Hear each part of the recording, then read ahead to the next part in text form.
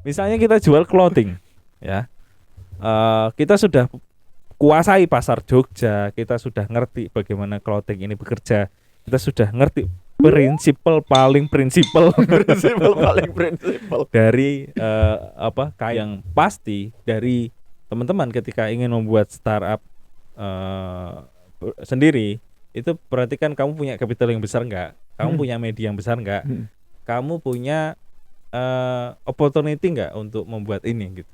Kalau enggak, model itu tidak harus uang. Maka tadi disebut di poin ke berapa? Yang media Yang kedua. Nah, disebut di poin kedua bahwa kamu, kalau misalnya ada orang yang bilang begini, Mas, aku mahasiswa, aku pengen bikin startup, aku nggak punya modal, tapi aku punya ide. Layanan IT, digitalisasi industri. Konsultasi IT, silahkan. Mas, Iya Mas, kamu kan programmer. betul. Aku mau tanya, Ya apa tuh? misalnya mau bikin startup nih ya, sebaiknya Sebaiknya amannya amannya, yang lebih minim resikonya, resikonya. lebih baik menciptakan pasar dulu baru produk, atau menciptakan produk dulu baru pasar, atau keduanya sekaligus. Oke. Dari apa yang disebutkan tadi, tidak ada yang salah. Yuk, bubar. Nah, ada beberapa faktor yang mana semuanya itu benar. Tergantung kondisi di mana bisnis itu berjalan, kemudian pasar itu ada, kemudian siapa yang menjalankan, itu sangat-sangat menentukan sekali. Dan budget. Ya, salah satunya itu. Yang pertama, itu ketika kamu punya capital yang cukup, yang besar, itu kamu menciptakan produk dulu atau aplikasi dulu, kemudian pasar yang kamu menciptakan pasar sendiri gitu. Itu sesuatu hal yang memungkinkan.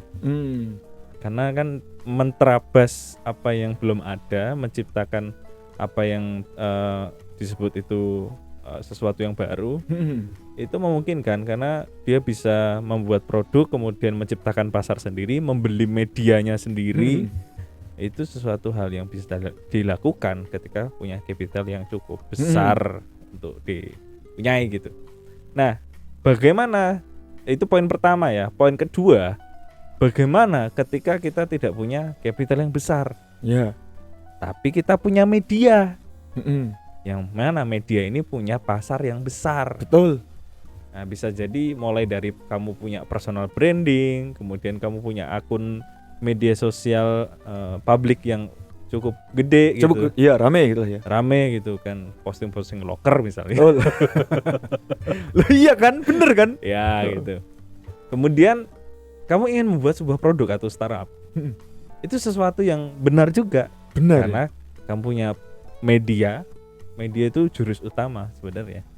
Kamu punya media tapi kamu punya capital yang kecil, punya modal yang kecil. Betul. Nah, ketika kamu sudah terkenal, kamu mau bikin apa aja pasti berhasil. Oh iya, benar. Iya. Tergantung dari audiensmu, audiens followersmu. Ada karena dari mediamu itu niche-nya apa. Oh, niche-nya tentang loker. Oh, loker itu banyak orang-orang yang pengangguran. Betul. Atau orang-orang yang sebenarnya dia pengen bekerja tapi susah mendapatkan kerja. Betul. Nah, dengan itu dia membuat apa? Bootcamp. Iya. Iya kan? Betul, ya. Jadi audiensnya dia dikonversi lagi menjadi sesuatu yang bisa dia karyakan, yakni bootcamp. Dari hasil loker-loker itu tadi.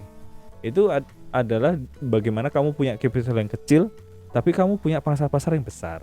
Kalau yang poin pertama tadi, dia menciptakan semuanya. Ya. Kemudian yang ketiga, ketika kamu punya capital yang kecil dan kamu punya media Yang kecil. atau pasar yang kecil juga, atau mungkin belum ada sama sekali, ada jalurnya. Apa itu? Lomba. Oh iya benar, lomba-lomba startup tuh ya. Ikut lomba-lomba startup. Kemudian karena di situ apa? Sedikit banyaknya kita akan pitching, dapat investor, mungkin tidak hanya dapat, mungkin dapat relasi juga yang punya skop ke arah atau kenalan ke investornya gitu. Nah, itu mulai dari situ. Kan banyak sekali pejuang-pejuang lomba yang mana akhirnya dari lomba-lomba itu dia mendapatkan apa yang dia mau gitu. Meskipun nggak menang. Meskipun nggak menang. Kalau idemu menarik, seksi, walaupun nggak menang, mungkin pasti ada investor yang tertarik dengan idemu. Oh. Bahkan mungkin dia membuat yang persis. Oh, jadi ditiru ya. Gitu. Oh, jadi kan ada tuh kayak sebuah startup panel surya. Katanya kan sering pitching kan. Iya. Tapi targetnya tuh kayaknya bukan biar dapat pendanaan deh. Biar pamer. Jadi biar kalangan investor-investor yang lihat pitching-pitchingnya si startup itu saling membicarakan, ternyata ada startup ini loh, ternyata ada startup ini ya. Jadi buah bibir. Apakah itu juga bentuk apa ya, kayak semacam promosi terselubung dari pitching startup yang pitching kayak gitu? Ya itu satu tersendiri ya, satu case tersendiri. Ya, itu satu case tersendiri lah. Tapi di balik itu pasti dia dari ketiga poin ini pasti dia salah satunya. Dia masuk ke kategori yang mana dari tiga ini. Gitu. Untuk hal tersebut kita tidak bisa mengomentari lebih jauh. Yang pasti dari teman-teman ketika ingin membuat startup sendiri, itu perhatikan kamu punya capital yang besar enggak, kamu punya media yang besar enggak, kamu punya opportunity enggak untuk membuat ini gitu. Kalau enggak maksudnya enggak punya, ya memang harus dicari yang paling kuat dari apa yang ingin kamu buat itu apa sih, yang modal besarmu itu apa. Ada juga yang poin keempat, poros keempat itu adalah kita punya bisnisnya dulu, baik itu secara offline ataupun secara kecil-kecilan lah. Misalnya kita jual clothing ya, kita sudah kuasai pasar Jogja, kita sudah ngerti bagaimana clothing ini bekerja, kita sudah ngerti prinsipal paling prinsipal dari kain-kain clothing itu diambil dari mana, dari China kah, dari mana kah gitu. Nah, ketika sudah mengambil sudah tahu bagaimana polanya, sudah tahu bagaimana bisnis itu berjalan, maka hal yang harus dilakukan di poin keempat ini adalah membuat startup. Startup ini bisa menjadi hub atau marketplace, bisa menjadi sebuah on-demand aplikasi atau sebuah one-stop solution, yang mana ciptakanlah wadah untuk kompetitormu berjualan di tempatmu. Biar kamu dapat untung juga dari sana ya. Betul sekali. Iya. Itu yang di poros keempat. Dia punya capital, dia menguasai bisnisnya, bahkan dari komoditinya, dan dia punya media, dia punya pasar yang pasti. Itu keseluruhan dari apa tadi judulnya? Pilih yang mana dulu. Nah, itu tadi keseluruhan dari 4 poin penting bagaimana seorang founder startup harus mengerti ketika mau bikin aplikasi gitu. Dari keempat itu yang paling mungkin dilakukan oleh, maksudnya yang paling mungkin dilakukan dan minim resiko, yang mana Mas? Paling mungkin ya itu tergantung kondisinya ya. Misalnya dia kondisinya modalnya tidak banyak, tapi dia tidak punya medianya juga, tapi dan dia tidak mau ikut lomba, ya wes nggak usah. Iya kan? Iya betul. Itu pasti dia punya salah satu dari modal. Iya. Dari modal itu tidak harus uang. Maka tadi disebut di poin ke berapa? Yang media. Yang kedua. Nah, disebut di poin kedua bahwa kamu punya media dan pangsa pasar yang mumpuni pun dengan capital yang kecil bisa kok. Setidaknya ya bikin online training ya. Iya. Tapi bener sih, maksudnya kayak yang tadi media, akun Instagram seputar lowongan pekerjaan programmer. Iya. Itu kan awalnya media aja kan. Iya, media aja. Terus mendadak, oh pasarnya ada nih. Bikin bootcamp itu benar sih. Iya. Makanya berarti kan mungkin nggak sejak awal mereka memang menarget pengen bikin bootcamp. Enggak ya, flow aja ya. Flow aja. Enggak, kalau ditargetkan mau jadi bootcamp pasti nggak jadi itu. Iya bener ya. Soalnya fokusnya ke bootcamp gitu ya. Betul. Karena kalaupun dia bisnis awalnya itu bootcamp, capitalnya jauh lebih besar. Iya sih, benar sih.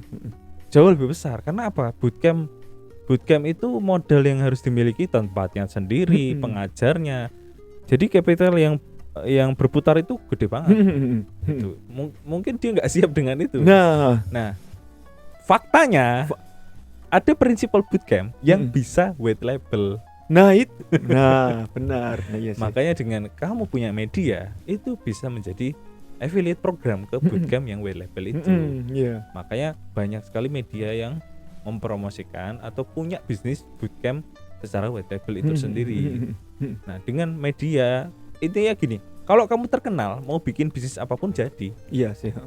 Itu salah satu prinsipnya. Jadi makanya kenapa dia media besar kok tiba-tiba pivot bikin bootcamp? Ya karena ada potensinya. Ada potensinya. Heeh. Dan mungkin bukan pivot juga, Mas. Soalnya Nambah kan itu. Iya, soalnya kan masih di lingkup Masih itu di- juga kan. iya. Iya, benar. Nambah layanan istilahnya gitu. Nah, begitu juga dengan masa kalau aku ini bukan akun media, akun pribadi, ya itu bagus, personal branding itu bagus. Iya, Kalau personal brandingmu bagus, kamu sudah terkenal, maka bikin bisnis apapun jadi. Contohnya jual buku. betul. Jual e-book loh. Banyak yang jualan e-book, Mas. Tapi lagu juga. Tadi itu barusan jual di desain flyer. Oh ya, desain flyer seputar Untuk bisnis tertentu, tapi bikinnya di Canva. Iya. Tapi kan dia sudah punya masa sendiri ya. Iya. Kayak gitu. Jadi intinya terkenal dulu aja ya, membranding diri. Habis itu startupnya tuh nanti ngikutin audiensmu kayak apa gitu intinya. Iya. Ya? Iya. Jadi kalau pengennya ke personal branding, nggak pengen bikin sebuah akun media, itu ya bisa aja personal branding, kemudian bikinlah setup di kamarmu, terus belakangnya ada api-apinya. Jangan nanti kena marah abang setup. Iya, udah damai sih mereka. Kayak gitu. Jadi tidak semua itu hanya soal bagaimana membangun startup itu harus punya modal yang besar, bagaimana membangun startup itu harus punya kasus-kasus unik untuk menyelesaikan masalah ini. Ya itu baik. Ya itu baik. Tapi ya tidak dipungkiri bahwa startup itu harus sustain. Betul. Harus cuan. Ya karena roda yang berputar itu sangat-sangat besar gitu. Tidak hanya 100-200 jutaan loh. Betul. Gitu loh. Per bulan itu bisa miliaran roda yang berputar. Tapi bagaimana mendatangkan income yang layak di startupmu gitu. Jangan cuman oke, ini menyelesaikan masalah. Iya. Tapi secara bisnis model, revenue stream itu juga perlu diperhatikan gitu. Nah, misalnya nih ya, Mm-mm. aku pengen bikin media seputar apa ya? Ojek-ojekan gitu. Ya maksudnya kayak Drama ojol. ya model-model kayak gitu. Ya. Terus nanti udah rame. Kira-kira produk yang dibikin yang kayak gimana? Misalnya itu. Ya misalnya jas hujan Atau market atau misalnya custom jaket, Oh iya juga. Clothing. Bener ya. clothing jaket. Jadi juga ya. Karena sekarang itu ojol itu Pak, jaketnya itu 2 in 1. Dibolak-balik. Bolak-balik, oranye sama hijau Pak. Bener ya. Oh iya ya. Jadi apa bikin media seputar perojolan, Iya. kisah-kisah ojol gitu. Habis itu Sama nanti- itu bikin dramanya itu apa namanya? Siskae. Oh iya. Prank. Teman-teman. Iya ya kayak gitu ya. Habis Iya. itu nanti setelah rame-rame bisa itu untuk custom jaket apa, voucher diskon, jualan voucher diskon gitu mungkin bisa juga ya. Iya. Tapi iya. nggak ada tapinya. Nggak ada tapinya. Berarti dan itu bisa untuk hampir segala lini mungkin ya. Betul. Hmm. Misalnya Apa? ada influencer kopi. Wah ini. Wah ini. Membahas tentang kopi. Wah itu terusnya. tuh luar biasa itu. Nah, itu. Pivotnya apa itu? Tinggal ditunggu. Tinggal ditunggu. Sedang dipikirkan itu. Tinggal dipikirkan Jualan e-book. relevansi dari kopi itu apa itu. Tuh, jualan e-book. Ya intinya gitu ya. Iya. Tapi misalnya nih kan banyak nih startup yang sudah berdiri dan masih bingung mau kemana nih. Iya. Media nggak terlalu jelas, Iya. produk nggak terlalu laku, Iya. lomba juga nggak terlalu sering ikut. Iya. Kalau membenarkan siklusnya terus harus gimana? Apakah medianya yang dibenerin atau apanya dulu yang harus dibenerin? Banyak kan kasus yang nggak jelas kayak gitu. Iya, pasti banyak itu. Tapi yang paling bisa dilakukan adalah mencari feedback sebanyak mungkin. Karena kalau kamu kayak gitu kan berarti no feedback itu. Betul. Iya kan? Nah, dengan adanya feedback dari semacam free trial atau apa, itu untuk mencari traksi, untuk mencari evaluasinya apa sih dari aplikasi ini gitu. Kadang juga banyak itu yang dari sekarang ini membuat aplikasinya atau membuat startupnya itu tidak memiliki unique selling point position. Jadi nggak punya USP. Ketika kamu nggak punya USP sama dengan yang lain, Betul. atau tidak lebih baik daripada yang lain, ya sama aja bohong, bahkan ditinggalkan gitu. Kecuali memang startupmu ini kamu ini ya punya ambasador yang artis terkenal, Wah, misalnya budget Puji lagi misalnya. Puji. Budget lagi tapi itu ya. Makan mulu makan. Oh beda. Stop. Nggak relate ini editornya nanti. Kerja bagus. Itu iya. Brand ambassador. Berarti itu kan harus modal lagi. Berarti kalau misalnya brandnya maksudnya masih standar saja, harus melakukan ya itu entah nyari ambasador, entah medianya dibenerin, entah apa ini ya. Berarti nggak bisa dong cuman udahlah kita gini-gini aja berharap tiba-tiba ada perubahan gitu, nggak mungkin ya. Bisa, asal kamu pelaku industrinya, industri ekspor, seperti di poin keempat itu tadi. Oh iya benar, sudah bikin duluan ya. Betul. Nah itu kamu nothing tulus saja pasti jalan. Iya, soalnya udah jalan dulu kan. Jadi bikin aplikasi cuma biar optimasi aja kan. Iya betul. Sama halnya dengan begini, misalnya aku ingin membuat startup, tapi startup ini aku tidak kuasai industrinya. Aku bisnisku berjalan di tempat yang lain yang sangat-sangat berbeda dan tidak berkolerasi. Apa maksudnya? Ya misalnya begitulah ya. Tapi banyak kan seperti itu kan. Nah itu bisa nggak sih gitu? Bisa nggak? Nah kembali ke 4 poin ini dia itu berada di mana?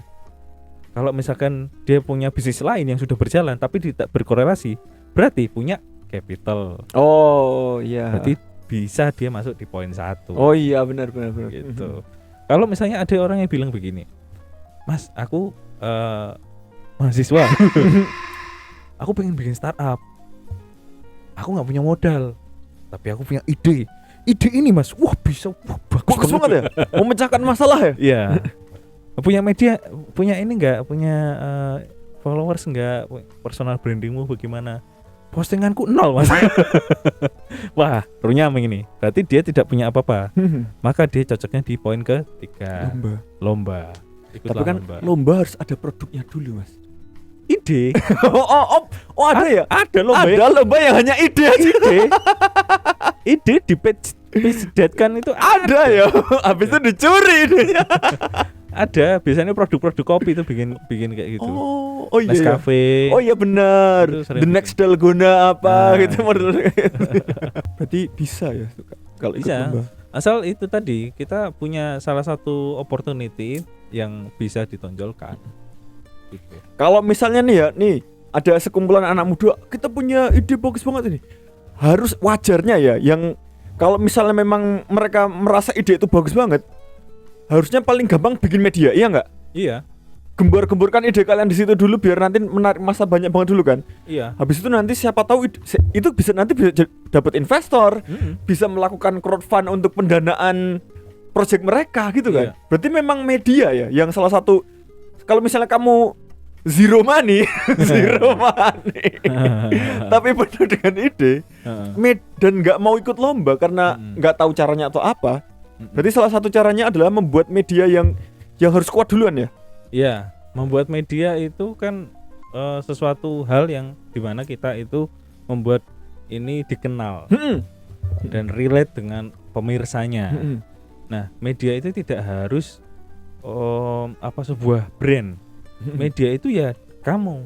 Oh, dirimu sendiri itu ya. Dirimu sendiri itu. Niche-mu apa? Betul. Kopi. Oh, kopi lagi. Paling gampang aja. Niche-mu itu kopi. Nah, dari niche-mu yang kamu punya, apakah kamu harus bikin media baru? Oh, enggak. Susah tidur misalnya. Jangan, itu sudah terlunta-lunta itu. Itu kan enggak perlu. Jadi yang sekarang ini justru orang yang diminati orang itu adalah bukan media yang sifatnya brand, tapi personal. Dan itu ngangkatnya lebih cepat. Oh, iya sih. Karena kalau personal yang dilihat pasti orang itu terus ya. Iya. Sementara kalau media kan bisa saja bukan dirinya kan, bisa Iya. jadi talent, bisa jadi apa gitu kan. Betul. Dan media itu kalau mau jadi besar ya harus modalnya besar juga, karena kan pasti yang dilawan adalah media-media besar juga.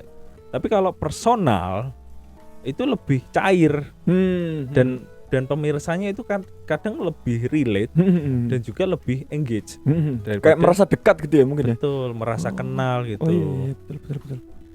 Beda cerita kalau bikin media wibu-wibuan mungkin Mas. Itu toh karyawan baru kita itu. Dulu kan bikin media di Instagram, update anime Mas. Wah, itu langsung naik itu. Iya. Perwibuan tapi. Iya, cuman kan kelemahannya dia nggak ngerti bisnis. Iya sih. Ngerti bisnis, ngertinya apa jual akunnya. Jual akun ada jual. Padahal kalau dia mau pivot, dia mau tambah adding value, Betul. bisa itu. Jadi jualan kaos anime.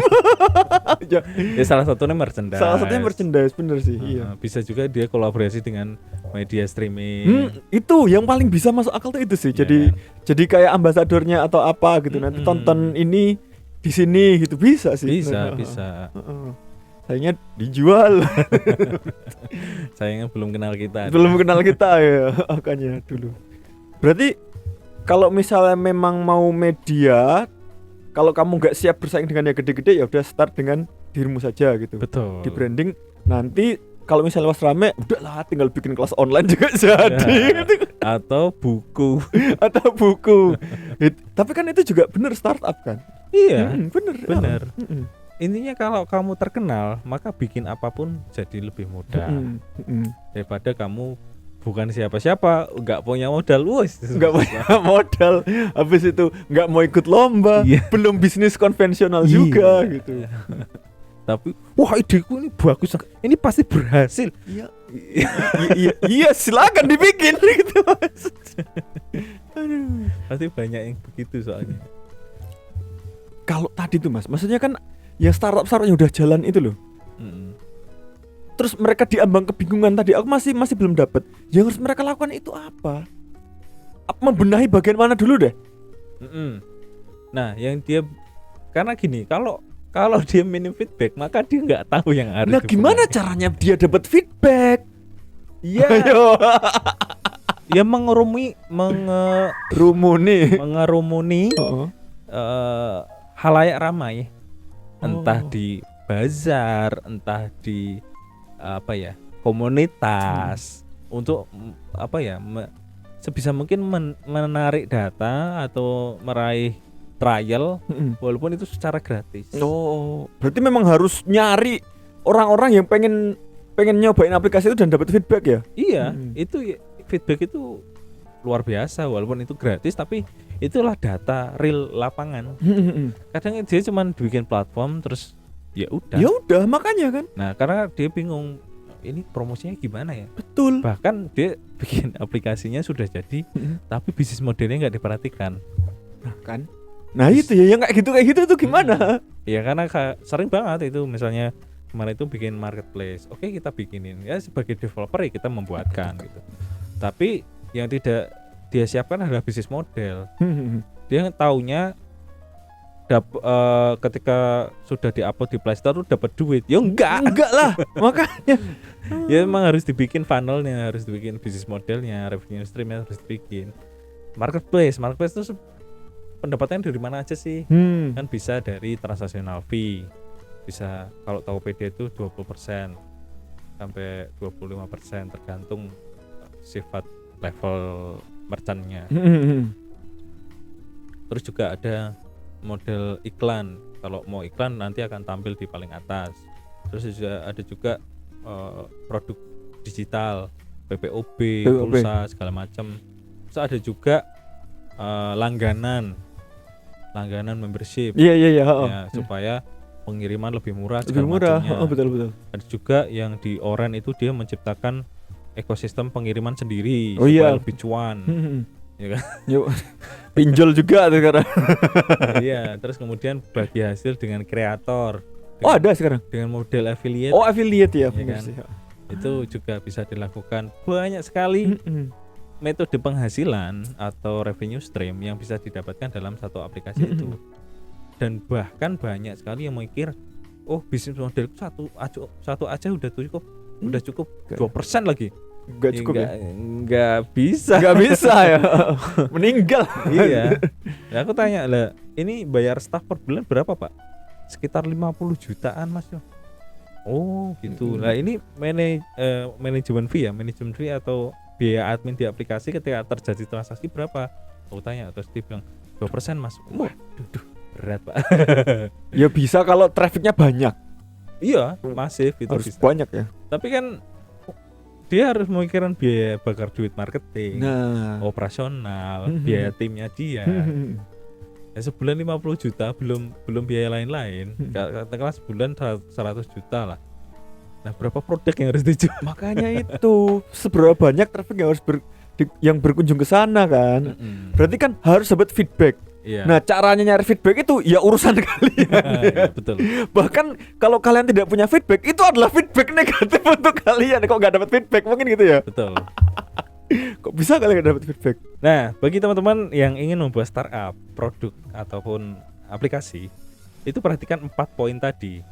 Dari mana kamu punya, apakah kamu seorang yang punya duit, kamu punya kapital yang besar, tapi kamu tidak punya pangsa pasar, kamu bisa ciptakan pangsa pasarmu dengan duit. Yang kedua, jika kamu punya media yang besar, pasar yang besar, tapi kamu punya capital yang kecil atau mungkin nggak punya capital, itu kamu bisa menggunakan mediamu sehingga kamu bisa menambah adding value untuk membuat startupmu ini dikenal di mediamu. Jadi kalau kamu terkenal, membuat produk apapun jadi laku. Yang ketiga, kamu tidak punya capital yang besar, kamu tidak punya media yang besar. Apa yang harus kamu lakukan? Yakni ke lomba startup. Itu banyak sekali bisa dicari. Yang keempat, kamu punya bisnisnya secara offline maupun secara kecil gitu kan, misalnya bisnis clothing.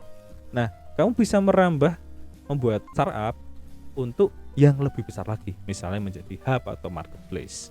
Itu yang bisa kamu lakukan. Dari keempat poin ini, kamu termasuk yang mana? Komen di bawah. Sampai jumpa di konten layanan selanjutnya. Jangan lupa bikin aplikasinya di Layanan ID.